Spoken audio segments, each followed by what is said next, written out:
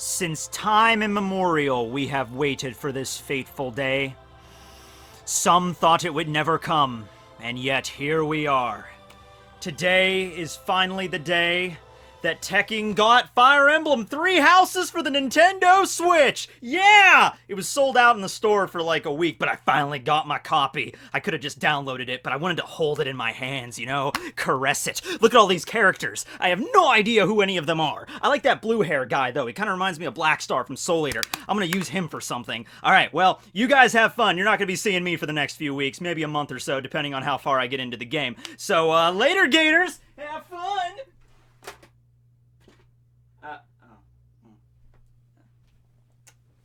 I haven't used my Nintendo Switch for a while, so the battery is dead. So, while that's charging, let's talk about the last VIVRE card pack, shall we? And I would like to thank... You know what? No BS this time. I'm just going to address him by his real name.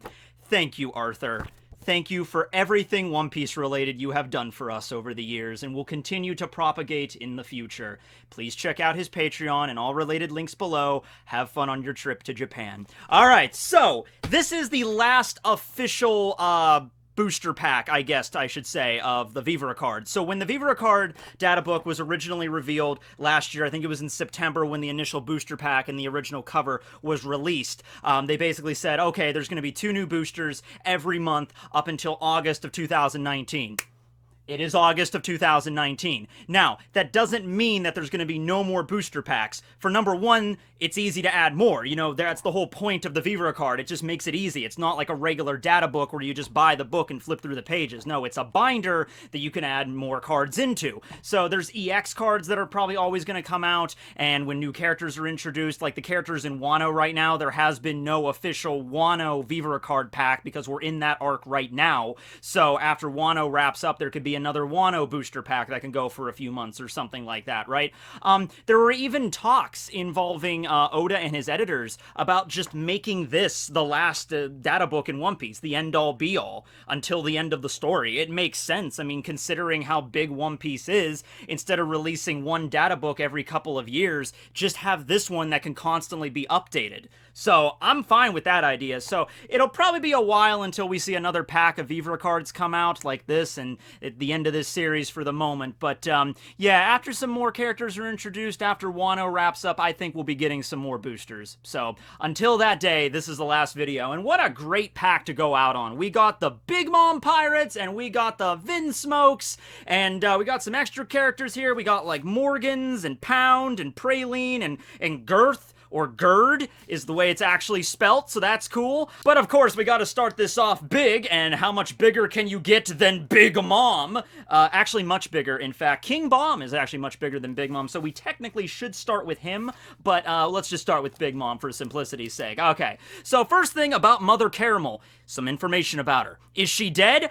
Well, that's not really stated. Is she alive? Well, that's not really stated either. It's kept deliberately vague. It's she disappeared one day. One fair afternoon, she just vanished, and we don't know where she's at. Okay, listen. I'm under the impression that, yeah, Mother Carmel is definitely dead. Big Mom ate her and got the Soul powers. It's just, I'm thinking maybe for whatever reason, Oda was not allowed to show a 6-year-old eating a bunch of people. Like, maybe there's some issue with Shonen Jump there with the editors, like, straight up cannibalism on screen. That might be kinda, So he kept it deliberately vague. And if he kept it deliberately vague in the manga, then that might also explain why the VIVRE cards might also keep it vague. You know, I mean, it doesn't make much sense to me. It's like, okay, you had to censor it in the manga not to show her devouring her family, but you can straight out explain it in a VIVRE card, so maybe they just kept it consistent with the manga. We don't really find out much about Carmel there. Now, here's something interesting. So, Stroizen, remember the gourmet knight, the head chef that made the first wedding cake for the tea party and everything, that old dude. First thing is we get an age on him. He's 92 years old at the time that the tea party happens and, you know, he makes the cake and everything. In the present storyline, he's 92.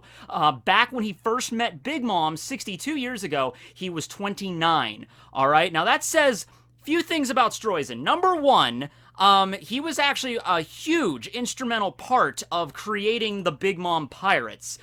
Maybe not necessarily in the later years when Big Mom got old enough she could basically take the reins from there and just rule over the crew however she wanted to do it, but keep in mind, when she started out, when she just absorbed the powers of the Soul Fruit, she was 6. She literally just turned 6.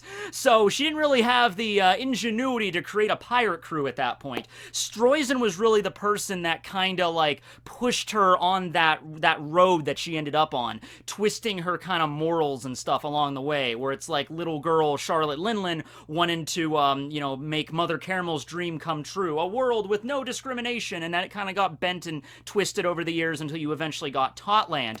I'm sure Stroizen basically was just like, hey, Linlin, go over there. They people in that town, they're keeping all the cookies from you. You want the cookies, don't you? And then Big Mom, at the age of like 6, bursts into town like, give me the cookies. Why would you keep them from me? And that kind of led to her getting a bounty at a very young age. I think at like the age of 7 or 8, she had like a 500 million bounty. It was crazy, right? So I like to think probably around the time of her like mid to late teens, probably around the time she became like an adult, like 18, 19, 20, she probably at that point, knew where she was going to take the crew and everything and starting having kids of her own. But yeah, Stroizen was a very instrumental part. If Stroizen was not there, if Big Mom did not meet Stroizen when she was that young, she wouldn't have necessarily died because she's so strong she could have survived just the elements. She would have just hunted. She probably would have just became like a wild woman living on what would later become Whole Cake Island, that island that the Lamb's house was on. She would probably just end up living on that island and just, living off the wildlife and everything, constantly waiting for Mother Caramel to return. She probably would never become the feared Yonko. She wouldn't have such an organized empire that she does right now. Stroizen also probably was responsible for educating her a little bit about the world. So he's very important. He got pretty banged up when the cake kind of fell on him, though. So yeah. Also, this is kind of messed up, but I got to address it. All right, so it was never actually said, and it's not even explained here in the VIVRE card, but based on how they look, we can infer that the first son, Perospero, and the first daughter, Compote, are the children of Big Mom and Stroizen. Stroizen and Perospero look very similar, so it would also make sense because that was like the first person that Big Mom met, on her journey, right? Now, based on the ages, Big Mom gave birth to Perospero when she was 18. That was how old she was when she had her first child, okay? That would also mean if Stroizen is the father, that Stroizen would have been 41 when she was 18. That's pretty weird, That's a big age gap there. Yeah, now that's okay. We don't know for certain, but it seems to be the case. Alright, Big Mom is confirmed to have a bounty, but we don't find out about it. Whenever we find about the Yonko bounties, that's going to be in the context of the manga. I don't see Oda revealing the Yonko bounties in supplemental material or an SBS, so that's to be expected. So, few things. Zeus inherited some traits from Big Mom's soul, such as being driven by hunger more than loyalty. That kind of brings to attention some things about homies, Homies, I guess, might retain some personalities from their previous lives, but it doesn't seem to be like a direct clone, So it's like Big Mom creates homies from her own soul. That doesn't necessarily mean those homies she creates are going to have the exact same personality as Big Mom in every way, shape, and form. They're a little bit different. Now, in the case with Zeus, he ended up obtaining a lot of Big Mom's hunger, okay? But I wouldn't really go so far as to say Zeus and Prometheus and Napoleon are all like perfect like Kagebushins of Big Mom. That doesn't seem to be the case. So just changing around the soul a little bit, maybe jumbles around where it originally came from into a new being altogether with a different personality. Some things might be similar, but it's different. Kind of like the Doctor's regenerations in Doctor Who. He's always the same person, but, things get moved around a little bit in terms of personality and traits and things like that.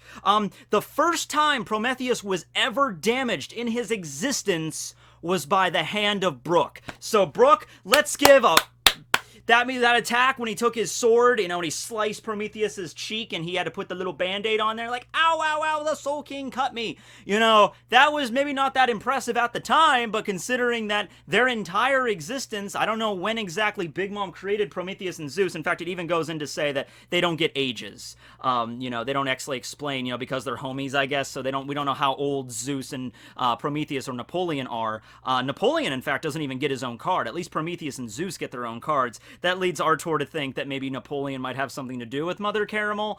I don't think that's the case, but if it turned out to be the case, I mean, like, all right, well, let's go with it, I guess. I don't know, but I just don't see that happening, right? So yeah, there was one more thing about Big Mom that was kind of important I want to bring up here. Let's see. Oh, yeah. Big Mom was said to be a hottie in her youth, though as she aged, she sort of just reverted back to her original child form. So we actually saw an image of Big Mom when she was 28. And yes, back in the day, she was in fact good looking. So maybe, you know, her and Kaido, when they were on Rock's ship, they got it on, and you know, okay, and that's how Katakuri came to be, and Oven and Daifuku also.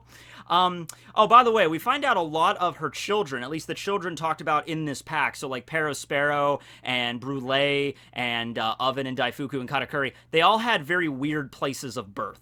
Like, I think with Katakuri, Oven, and Daifuku, they were just born on a ship.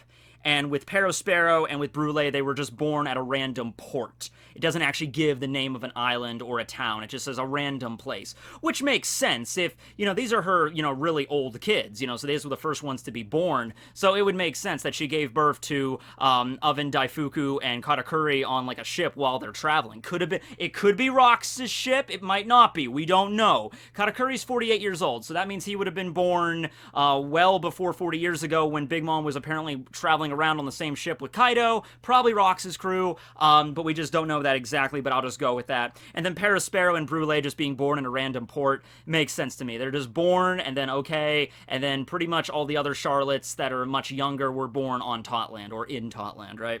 So yeah, I think that's everything about Big Mom that's been revealed here in a major way. Oh yeah, she's also confirmed to have all 3 types of haki. This isn't really that big because she's a Yonko, you kind of would figure. We've seen her use armament, we've seen her have conquerors. The only thing that was kind of out there was observation, but it's just kind of weird for her to be a Yonko, one of the emperors of the sea, have armament and conquerors but not have observation. We can assume she had observation, which she does. It just didn't really come up all that much during Totland. Oh, maybe she used it when they were trying to, like, infiltrate her bedroom and swap out Brook for the fake Brook. She was using, and she was, like, swatting at the fly. Maybe that's what she was using, her observation. I'm just gonna go with that. Charlotte Perospero. He is in fact a perfectionist, and he's always building his candy creations with utmost, OCD. I guess it's just gotta be perfect. And he actually has displayed some pretty cool sculptures with his candy fruit. He was able to make the candy escalator and the Iron Maiden made out of candy, and those sea slugs that could, like, kind of congeal on top of the water that Big Mom could walk around on, so it's pretty cool. Originally, he was supposed to be a lot more stoic and less creepy, to use a term, because, you know, with the giant tongue and everything, you know, when he's surrounded by little kids, it's just really freaky, especially since he's literally a guy made of, well, he's not made out of candy, but he can make candy, and he can cover himself in candy, so it really comes down to, like, hey there, kids, do you want some candy? Stay away from Perospero, boys and girls. Now, it's also revealed in here, and I think maybe Oda added this just to kind of make the death of Pedro a little bit more, like, less upsetting, that, you know, Perospero survived that attack that Pedro did that ended his life. It's revealed he's very good at reacting to problems. He's really good at thinking on his feet, so to speak, okay? So, like, this maybe explains when he's fighting Pedro, and Pedro takes off his freaking jacket, and he's got the sticks of, like, antimatter, because that explosion was huge, you know, and he's just like, later, alligator. It's funny because I'm actually a jaguar. Giant explosion rocks the shore, knocks the Thousand Sunny free from the candy. Like, that explosion was huge. And it seemed Perospero took that, like, point blank and he survived, only losing his arm. And I guess that's because maybe the second that Pedro took out that the explosive, Perospero was able to connect the dots. Like, oh, he's about to kamikaze up in here. Okay, fine, I'll make a candy armor or something. But yeah, I mean, bounty of 700 million, but we already knew that. That was already explained. Charlotte Katakuri time. Cue up that theme song. God, it's so sexy. Alright, so do you want to know about Katakuri's backstory? Do you want to know the secret of how he got the stitches on his mouth? Because he was born with the jagged teeth. That was something he was born with. But how did he get the stitches? It was revealed before, I think in an SBS, that a certain incident occurred in his youth. Well, we find out the nature of that certain incident, and I think you will be pleased. Alright, so at age 2... that is when he developed his love for donut. That's probably when somebody gave him his first, like, Big Mom's like, here, Katakuri, do you want a powdered donut? And Katakuri's like, donut? Ooh! And then that's where his love of donuts began on that fateful day when he was 2. However, a year later when he was 3, he had a little bit of a craze, you know, kind of like a hunger pang, maybe similar to Big Mom. I mean, like mother, like son, I suppose, where he just went on this feeding frenzy with donuts. Like, I'm imagining he just has like a giant pile of donuts in front of him, and he just started shoving them in his mouth, and just like, oh god, donuts, and everyone behind's like, Katakuri, you need to slow down, you need to chew, donuts, so good. He stuffed his cheeks so filled to capacity with pure dough nut that his cheeks ripped. Both of them at the same time, just ripped open. That is painful. Imagine that. Imagine just shoving so much food in your mouth that it just crack and then just rips open. Oh my god. And so that's where the stitches come from. Yeah, now that was a little bit less epic, I think, than a lot of people expected that story to be, but in the context of One Piece, that's hilarious.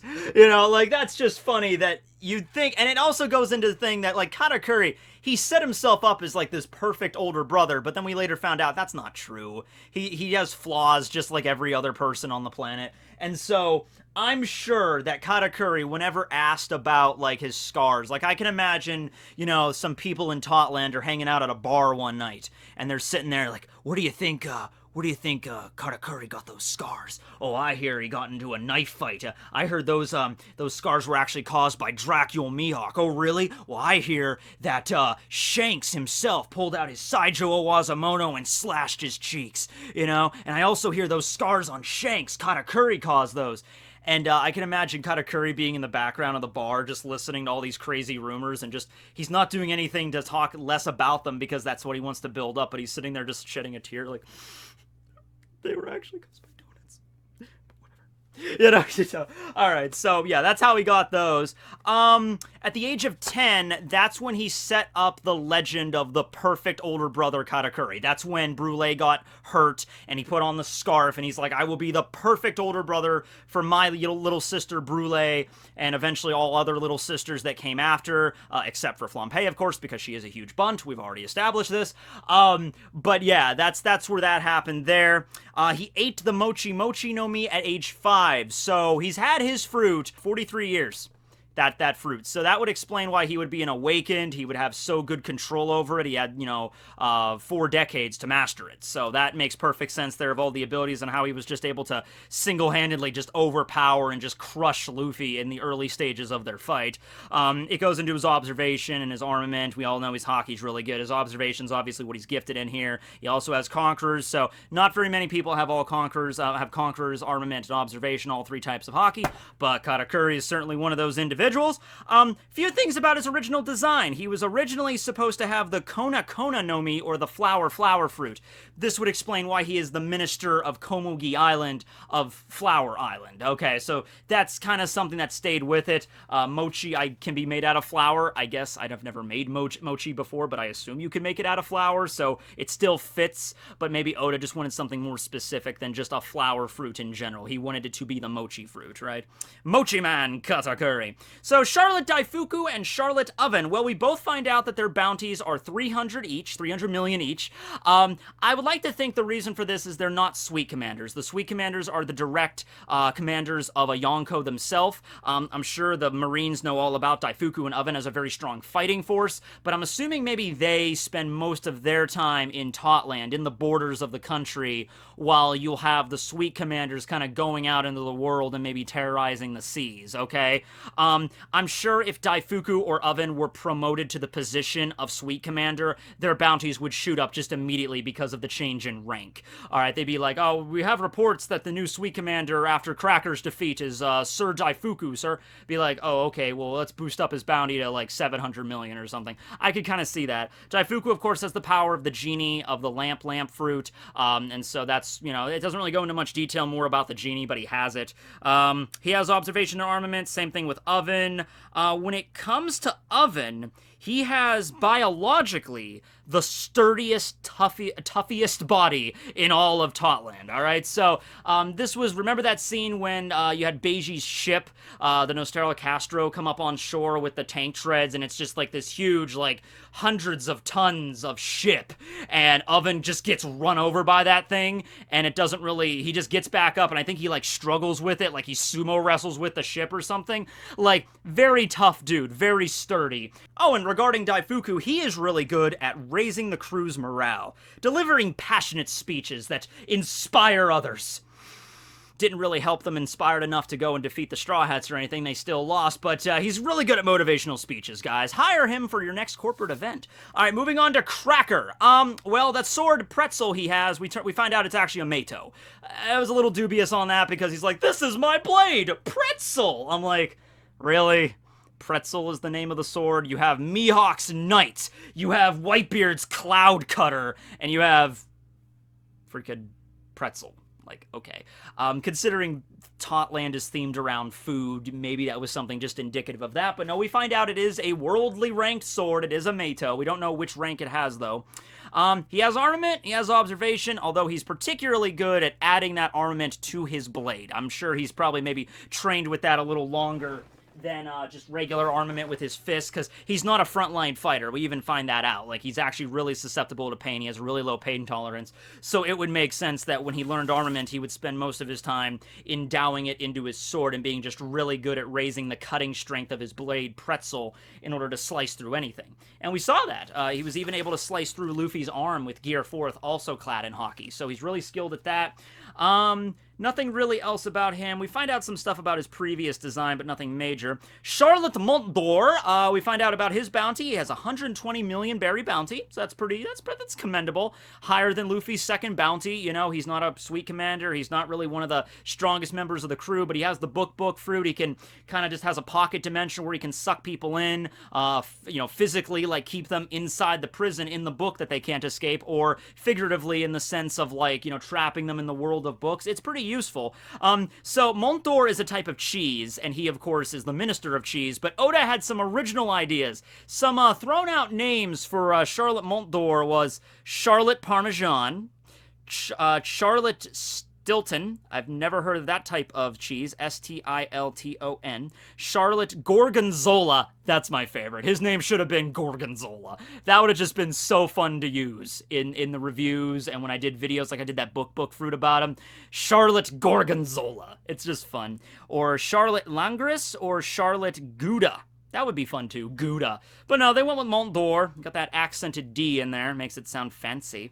Moving on to Smoothie, not as much information about her that you'd figure. It's kind of neat because Big Mom doesn't have any giants in her crew. That's actually a source of pain for her. She's like, I want to get those giants in my crew. Actually, Smoothie, though, who is a long leg, is pretty tall already, but using her devil fruit, she can actually absorb moisture from the ocean or from other people, drain them of their liquids, and then she can increase in size. So, Smoothie's kind of like the closest thing Totland does have to a giant when she absorbs moisture. She can get bigger. So I'm imagining Big Mom might view Smoothie with like special respect or status. Like, oh, Smoothie, you're the only person that makes me think that maybe this country's gonna be okay, you know, because she can become a giant, even though she's not actually one, but close enough, right? She can get big like a giant. So she has the Shibo no Mi just right now in the story, but Oda had two other ideas for her fruit. The original concept was going to be the fruit. I can kind of see why Oda didn't go that route with it. Maybe Oda was considering it just for the pun, just for the sake of it being a joke. It's the fruit. Try saying that 3 times fast. Fruit. Okay. Also, remember, Very Good, sorry. Very Good, who had the berry no Mi, or the berry fruit, you know, so that was already kind of stretching it, but here we have this tongue twister, the fruit. And she was also supposed to have just the Shiro, or the juice fruit. I thought that was what her fruit was originally called before we found out, but no, Shibo, that's the name of the fruit. Pudding has been stated to be the ultimate tsundere, with a few touches of yandere in there, too. She threatens Sanji's physical well-being more than once, you know, so she's the ultimate tsundere with some yandere frosting, you know how it is? She cannot be honest to herself about her feelings for Sanji. I was actually hoping they would delve a little bit more into, like, the very obvious multiple personality thing she has going on, but that's not really addressed. Pudding is the candidate for Minister of Chocolate, but she refuses because in her mind, Lola's the only one that could have that position. Nothing really much else about Pudding. Flampe! She has a balloon outfit from a country that Big Mom sacked. They managed to obtain balloon technology, and so that's why she floats around on a giant balloon dress.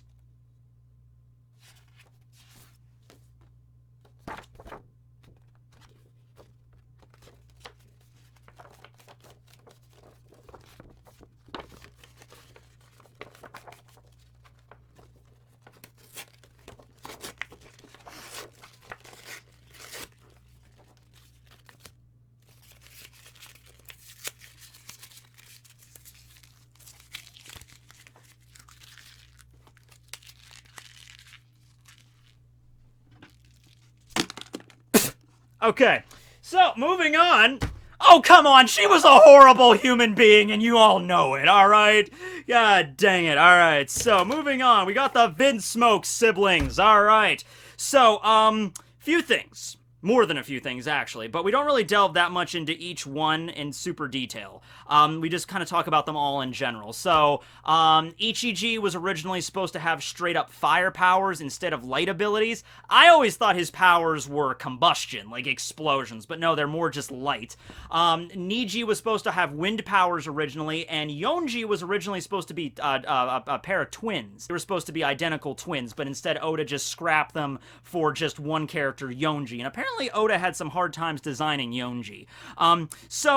Their bodies. They're not normal cyborgs or anything like that like Frankie. I never really viewed them like that because it's been very clearly stated in the manga that they were biologically engineered. They were born to just develop, you know, these superhuman abilities, like their outer shells and stuff they talk about. So it's like biological engineering. Their skin is not literal metal, but it has the consistency and toughness of metal. You even see this when Sanji kicked Yonji upside the face, and then later on you see him taking a hammer to kind of like hammer out his jaw, because his jaw kind of got bent by Sanji's kick, and he takes this mallet and he's just like,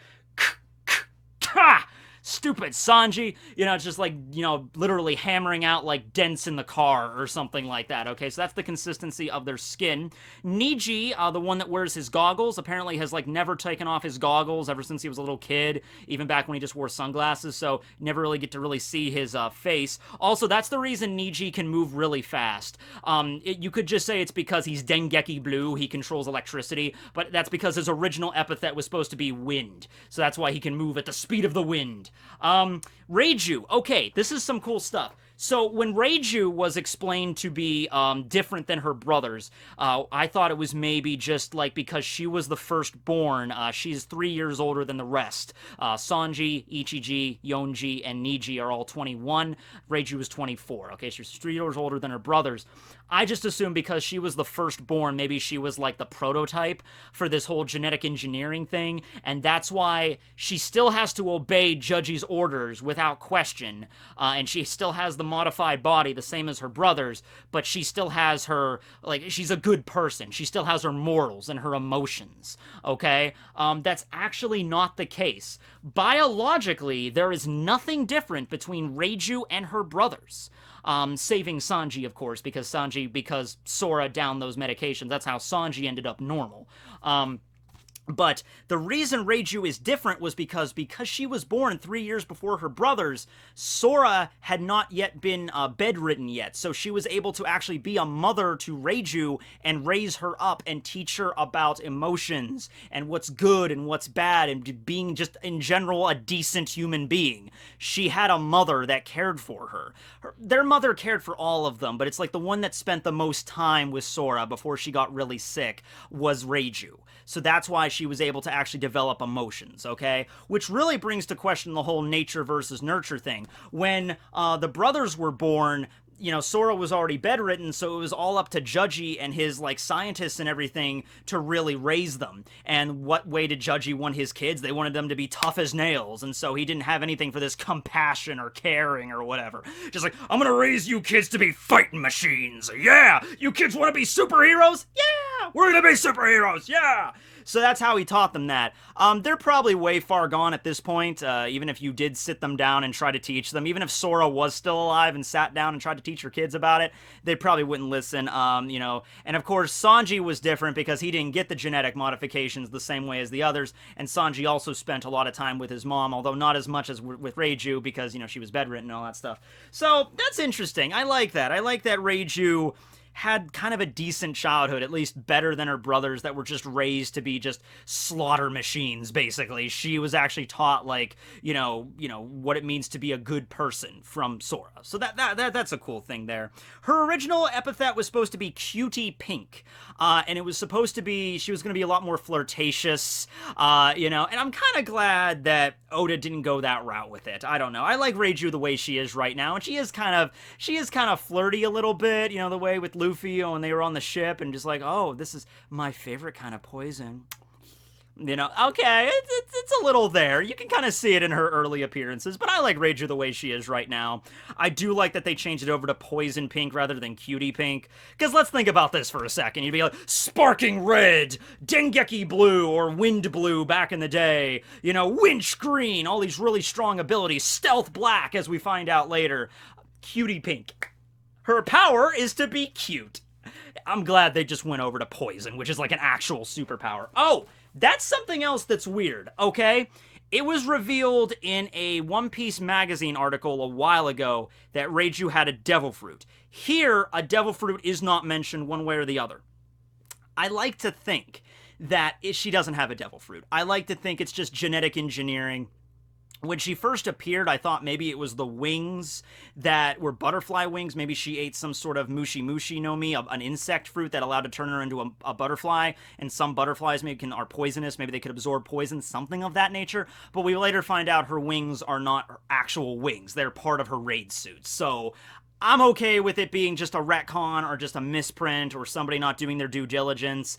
I'm okay with that. It's just not really a devil fruit. It's just her raid suit ability, her modifications. She can manipulate poison. I mean, freaking Niji can summon electricity out of nowhere. He doesn't have Eneru's fruits, so it's fine. It's cool. I'm all right with that.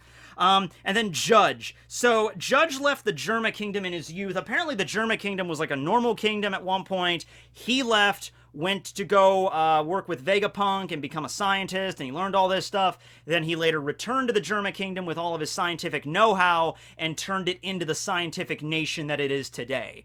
It wasn't like that before Judge, and probably Judge felt like, with this scientific power that has revamped our kingdom, we will reclaim the North Blue territory. We will take back what was taken from us for those 66 days, you know? So I think that makes sense there. That was his way of really, you know, getting a one-up on the rest of the world, obtaining really good science. Senku would be proud. His original nickname was supposed to be Count Karakuri, similar to Karakuri Island. It just means something mechanical or scientific. So Karakuri Island, which is where Frankie trained and where Vegapunk was from, you know, there's a reference there. So this is the last page here. We got Morgan's big news. He actually is a devil fruit user.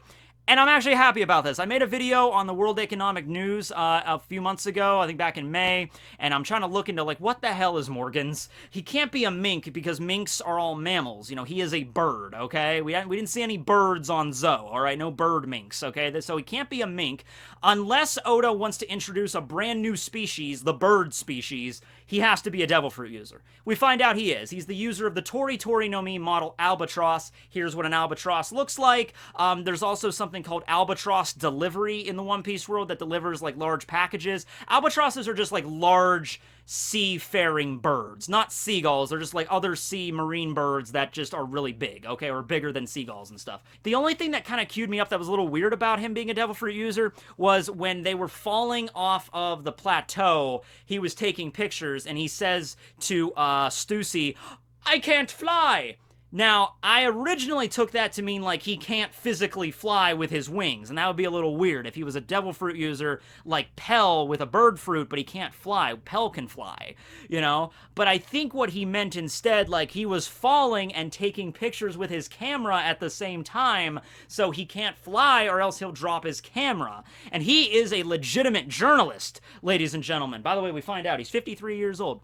He's a legitimate journalist. He is not going to drop that camera and hope that his pictures get destroyed. No. So he will hit the ground first. So that's the reason he said at that moment, "I can't fly!" You know, because he's holding his pictures and stuff. He can't fly with one wing, so that makes sense. Poundu! Alright, so a little bit about how Big Mom's Husbando operation works.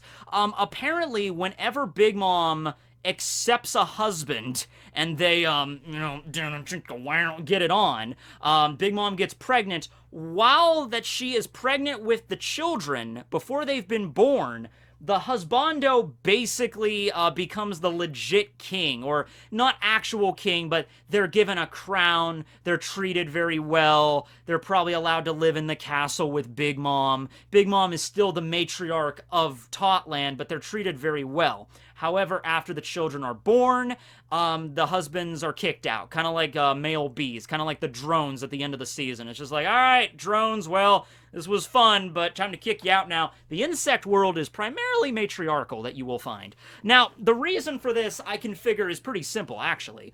Probably not going to delve into issues like, you know, stillbirths and stuff in One Piece. That's kind of a serious subject matter. But what happens if Big Mom meets, you know, a member of a race she hasn't had in Totland yet? Like, Big Mom meets a long leg tribe member, and then they get it on, and then she gets pregnant with half human, half long leg offspring. But let's say if she just kicks that husband to the curb immediately, like, okay, I'm pregnant, thanks for the kids, and just kicks him out, what happens if there's a problem with the birth? What happens if the child doesn't make it? All right, they need to try again. So keep them around, right? But after it's very clear that the children are born and they're healthy, you don't need the husband anymore. You can kick them out. All right, so that's probably the reason they're treated the way they are. Big Mom had like 80-something kids. I mean, it's not entirely impossible that a few didn't make it. Like I said, kind of a very serious subject matter for One Piece, but just statistically, you have like 80-something kids, you know, maybe not a few. Okay.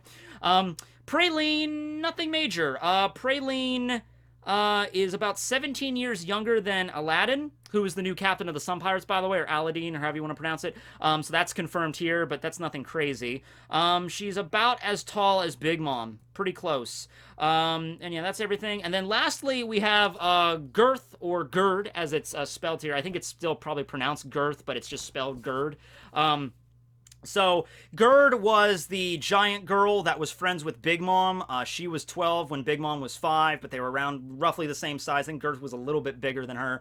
And then the whole, Samla thing happened. And very much like a lot of other giants at the time, probably similar to like Hyrudine, they got kind of traumatized from that moment with a 5-year-old girl in a polka-dotted dress destroying their homeland and killing their national hero, as everything just goes up in flames.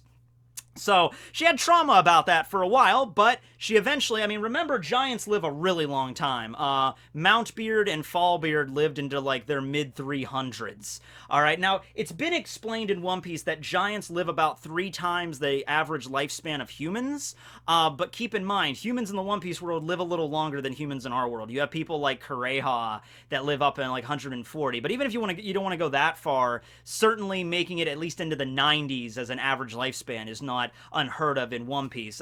It's not unheard of in our world either. My grandfather actually just turned 97, but I think the average life... Actually, hold on a second. Alexa, what's the average life expectancy for humans? Just give me 1 second. A human typically lives for between 60 years and 80 years. Other customers have also asked, what is the maximum lifespan of a human? Would you like to know the answer? Yes, I would. I think it's 120.